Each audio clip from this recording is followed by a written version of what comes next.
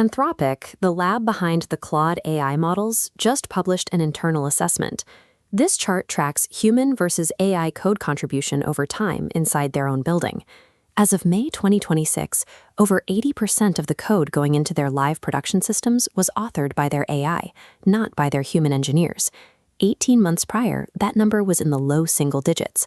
If you factor in experimental work and internal scripts, Anthropic CFO confirmed the AI's actual contribution sits at 90%.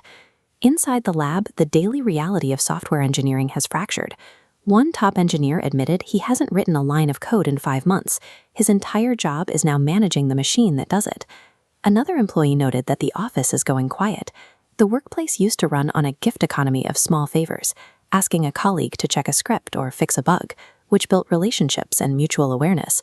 The AI is faster, and it creates zero social debt. It strips away those moments of human connection. This data reveals a workplace in transition. The collaborative rituals of engineering are being replaced by the silent, automated management of output. The central mechanism driving this acceleration is a concept called recursive self-improvement, an AI that designs, tests, and builds the next smarter version of itself. Anthropic is clear that fully autonomous, closed-loop improvement hasn't been achieved yet, but the data shows the trajectory points directly at it, moving at a velocity that outpaces the reaction time of any government or corporation, which leaves a massive question hanging over the entire industry.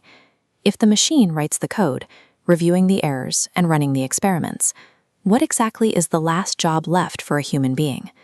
To find that answer, we have to look at how these systems are systematically climbing the cognitive ladder, stepping on every single rung along the way. The first rung is pure execution. By the second quarter of 2026, a typical Anthropic engineer was merging about 8 times as much code per day as they did in 2024. In April 2026, the AI shipped over 800 bug fixes targeting a specific class of errors. The supervising engineer estimated that slogging through that mountain of unfamiliar code would have taken a human 4 years to complete. Shortly after, a routine upgrade crashed tens of thousands of training jobs. An engineer simply gave the AI access to the live environment and told it to figure it out. The system isolated a single obscure debugging flag, reproduced the crash, and confirmed a fix in 2 hours. That kind of incident response normally takes a team of humans 3 days. Execution speed at the frontier is no longer constrained by human typing. It is limited entirely by how fast a human can supervise the machine. Generating volume is easy, but Anthropic grades code quality on 2 specific criteria. Does it work, and can another human read it? On open-ended tasks, the AI's success rate spiked from 26% to 76% in just 6 months. And for readability, AI code went from slightly worse than a human's in 2025 to parity a year later and is expected to be strictly better within months. Anthropic ran the numbers backward on their own production incidents. If they had deployed their AI as a mandatory code reviewer on every past change, it would have caught a third of the bugs that caused real outages on Claude's website, mistakes that the best human engineers on Earth had completely missed. This crosses a critical threshold. The AI has moved past executing tasks at high speed. In specific, high-stakes contexts, it generates and verifies logic better than the top human experts in the field. So the coding is solved, and the reviewing is solved. But building a frontier model splits into 2 buckets. Engineering is the doing, but research, deciding what experiments to run and what to try next, is thinking. This was supposed to be the final human moat.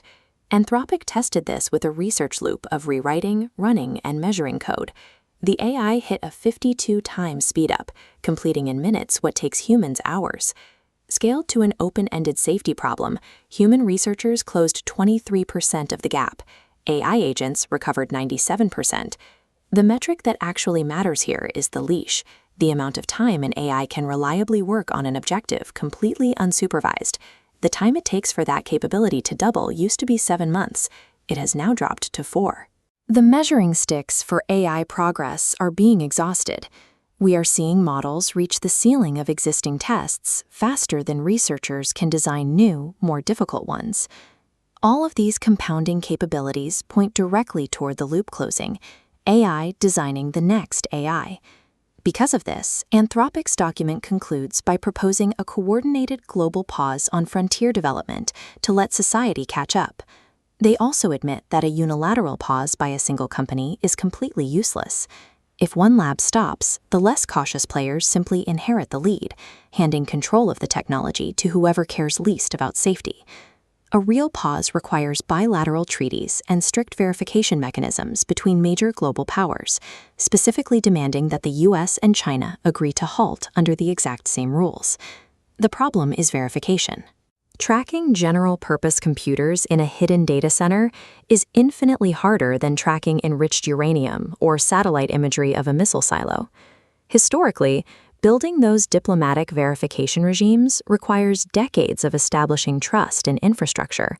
We are dealing with a technology that is advancing in months. So if the machine handles the coding, the reviewing, the testing, and the research, what is left? According to Anthropic, the absolute last remaining human job is taste, judgment, deciding which problems are actually worth solving and knowing when an approach is a dead end. But buried in their findings is the detail that even this final moat is drying up. On a set of hard research judgment calls, their internal models are already picking better next steps than the human experts, up to 2/3 of the time. This circles back to the emotional toll inside the lab. One engineer described the creeping realization that on the days everything works perfectly, nothing he does matters. And on the days when the system breaks, he realizes he no longer understands the underlying mechanics of what he is supposedly building. The doing costs almost nothing now. The deciding is all we have left. Humanity's sole remaining assignment is to get exceptionally good at choosing what matters, before the machine automates our judgment too.